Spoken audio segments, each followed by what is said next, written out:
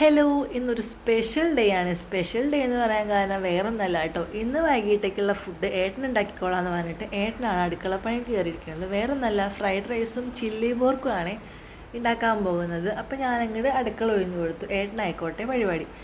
അപ്പോൾ അത് fried rice ഉണ്ടാക്കലും chilli chicken ഉണ്ടാക്കലൊക്കെ പരിപാടിയിലോട്ടാണ്.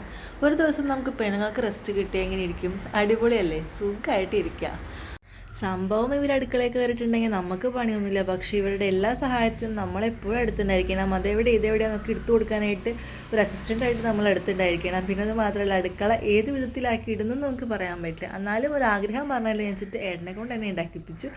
ഞാൻ ചുമ്മാ അപ്പുറത്തുനിന്ന് സംശയങ്ങളൊക്കെ ചോദിക്കുകയാണ്. കുറേ സംശയങ്ങൾ ചോദിച്ചപ്പോൾ എനിക്ക് തോന്നി, ദൈവമേ എൻ്റെ തലയിലാവുമെന്ന് വെച്ച് ഞാൻ മിണ്ടാണ്ടിരുന്നു. അപ്പോൾ ആ കറിയിൽ പൊടിയും എല്ലാ സാധനങ്ങളൊക്കെ ഇട്ട് അതുപോലെ തന്നെ സോസൊക്കെ ഒഴിച്ച് കറി റെഡിയായി. നമ്മുടെ വറുത്ത ഫ്രൈ ചെയ്ത് വെച്ച പോർക്ക് അതിലോട്ടിട്ട് നല്ലപോലെ ഇളക്കി കൊടുക്കുകയാണ്. അപ്പോൾ ഈ ഫ്രൈഡ് റൈസ് ചില്ലി ചിക്കൻ ഉണ്ടാക്കാനായിട്ട് ഏട്ടൻ എപ്പോഴും ഉണ്ടാക്കിയ സക്സസ് ആവുന്ന ഒരു സാധനമുള്ളൂ ഫ്രൈഡ് റൈസും ചില്ലി ചിക്കൻ ആയാലും അതുപോലെ തന്നെ ചില്ലി പോർക്ക് ആയാലും. പിന്നെ അതിലോട്ട് കുറച്ച് കുരുമുളക് പൊടിയും അതുപോലെ തന്നെ കുറച്ച് ചില്ലി ഫ്ലേക്സും ഇട്ട് കൊടുക്കുന്നുണ്ട്. അപ്പോൾ നമ്മുടെ കറി റെഡി ആയിട്ടുണ്ട്. ഇനി കഴിക്കാനായിട്ട് ഇരുന്നാൽ മാത്രം മതി. അപ്പോൾ അത് കഴിക്കാനായിട്ട് കറി കുറച്ച് പാത്രത്തിലോട്ട് ആക്കി വെച്ചിട്ടുണ്ട്. അതുപോലെ തന്നെ ഫ്രൈഡ് റൈസും ആ പാത്രത്തോടെ അങ്ങനെ തന്നെ കൊണ്ടുവച്ചിട്ടുണ്ട്. ഇനി അതിട്ട് പ്ലേറ്റിലോട്ടിട്ട് കഴിക്കാം. അപ്പോൾ അത്രയേ ഉള്ളൂ.